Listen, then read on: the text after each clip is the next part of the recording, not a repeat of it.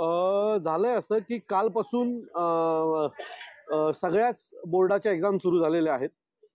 काल सीबीएसईचा मराठीचा पेपर होता आणि सकाळी शाळेत जाताना मुलं 10चा पेपर होता, 9ला घरून निघाली. त्याला इथून लोकपुरम शाळेला जायचं होतं. लोकपुरम शाळेत जायला रिक्षावाले त्याला घ्यायलाच तयार नाही. तो मुलगा, त्याची आई सांगते की आमची एक्झाम आहे, आम्हाला लेट होतोय आणि आम्हाला लोकपुरमला जायचंय. सो माझी ठाण्यातल्या सर्व रिक्षावाल्यांना विनंती आहे की फक्त फेसबुकला, व्हॉट्सअपला सर्व 10वीच्या 12वीच्या मुलांना शुभेच्छा असं म्हणून होणार नाही. तर आपली जी मुलं आहेत, जी वर्षभर या सगळ्याची तयारी करतात आणि एक्झामला जाताना त्यांना कुठल्याही प्रकारचं प्रेशर येऊ नये याच्यासाठी ठाण्यातल्या सर्व रिक्षावाल्यांना विनंती आहे की फार कमी मुलं असतात. जर एखाद्या मुलांनी बोर्डाच्या एक्झामला जाणारा मुलगा असेल आणि त्यांनी जर सांगितलं आम्हाला थोडंसं लांब लोकपुरमला जायचंय आणि तो जर पाचपकडीत राहत असेल आणि त्याला लोकपुरमला जायचं असेल तर तुम्ही त्याला त्या दिवशी सोडा. त्याचे जे काही पैसे असतील ते तुम्ही त्यांच्या आई वडिलांकडनं घ्या, पण सोडा. रिक्षा मिळत नाही म्हणून तो मुलगा प्रेशरमध्ये आला आणि मला असं वाटतं की जर अजून थोडंसं लेट झाला असता तर त्याला तो पेपरला मुकावा लागला असतं.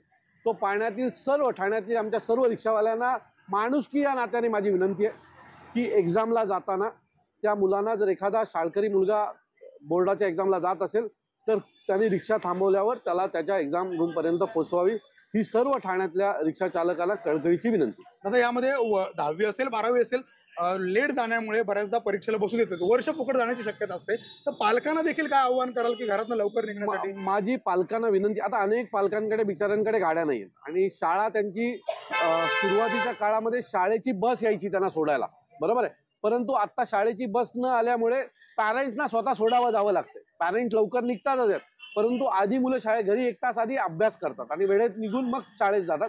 सो पॅरेंट्सनी पण सतर्क राहिलंच पाहिजे. त्याच्यासोबत माणुसकी म्हणून रिक्षावाले असतील किंवा एखादा बाईकवाला असेल, त्यांनी या मुलांना एक्झाम हॉलपर्यंत सोडण्याचा प्रयत्न केला पाहिजे. काही रिक्षा चालक दादा जे आहेत ते सहकार्य करतात, मात्र मोजक्या रिक्षा चालकांमुळे इतर रिक्षा चालकांचं देखील नाव खराब होतं. तर यामध्ये आपली पुढची भूमिका काय असणार? आणि त्याला एक असा प्रश्न होता की आपली वाहतूक सेना देखील ऍक्टिव्ह असते, तर काय यात उपाय? मी आमच्या वाहतूक सेनेला सांगीनच आणि ते याला सगळ्यांना मदत करतीलच. एखादा विद्यार्थी पटकन रस्त्यात सापडला किंवा आम्ही आमची हेल्पलाईन जाहीर करू. एखाद्या विद्यार्थ्याला जर रिक्षा मिळाली नाही तर त्यांनी आमच्या त्या नंबरवर कॉल करावा, ताबडतोब आमची रिक्षा तिथे पोहोचेलच, बरोबर आहे. परंतु अनेक रिक्षावाले मदत करतात. एखाद्या रिक्षावाल्याने जर मदत केली नाही तर माझी पॅरेंट्स लोकांना विनंती आहे, तुम्ही काही करू नका.